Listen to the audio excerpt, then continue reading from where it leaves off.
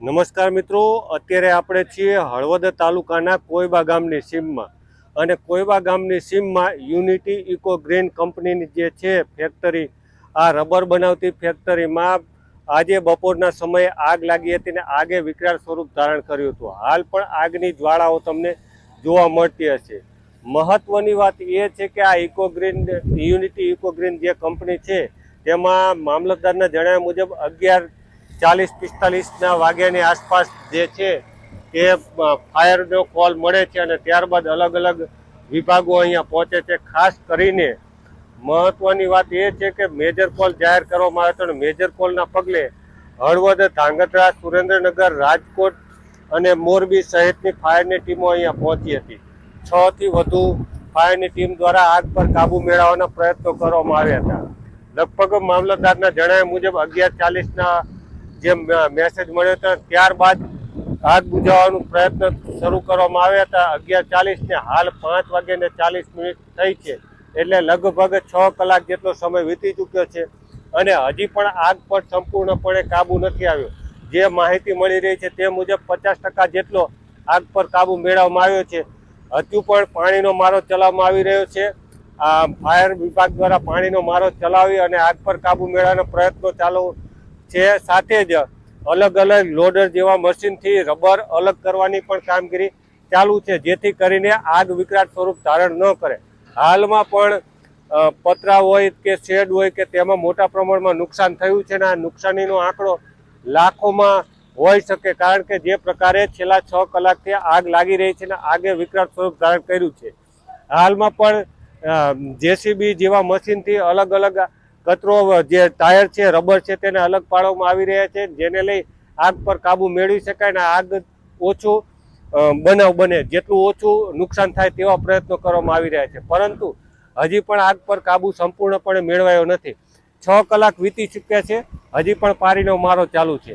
મહત્વની વાત એ છે કે લગભગ 11:40 આજુબાજુ જે આગ લાગવાનો બનાવ સામે આવ્યો હતો ને ત્યારબાદ લગભગ 12:30 વાગ્યાની આસપાસ અહીંયા જિલ્લા કલેક્ટર, હળવદ મામલતદાર, તાલુકા વિકાસ અધિકારી, ચીફ ઓફિસર સહિતના પણ અહીંયા પહોંચ્યા હતા અને તેઓ દ્વારા તપાસ પણ શરૂ કરી હતી. સાથે જ આ જે ફેક્ટરી છે યુનિટી ઇકો ગ્રીન કંપની, આ યુનિટી ઇકો ગ્રીન કંપની જે છે તેને અહીંયા ફાયર એનઓસી મળેલી છે કે કેમ તે દિશામાં તપાસ ચાલી રહી છે. સાથે જ આ જે ફેક્ટરી છે તેને એનઓસી છે કે કેમ તેની પણ તપાસ ચાલી રહી છે. જીપીસીબી દ્વારા આમને પરમિશન આપવામાં આવી હતી કે કેમ તે દિશામાં પણ તપાસ ચાલી રહી છે. એટલે આવી અલગ અલગ દિશામાં તપાસ ચાલી રહી છે અને જેનો સંપૂર્ણ ખુલાસો 1-2 દિવસમાં થશે, કારણ કે મામલતદાર જે છે હળવદના, તેમની સાથે વાત કરી તો તેઓએ જણાવ્યું હતું કે તપાસ બાદ સંપૂર્ણ માહિતી સામે આવશે. પરંતુ હાલ તો જે પ્રકારે આગ જોવો છો અને આગે વિકરાળ સ્વરૂપ ધારણ કર્યું હતું અને ત્યારબાદ સતત પાણીનો મારો ચલાવવામાં આવી રહ્યો છે.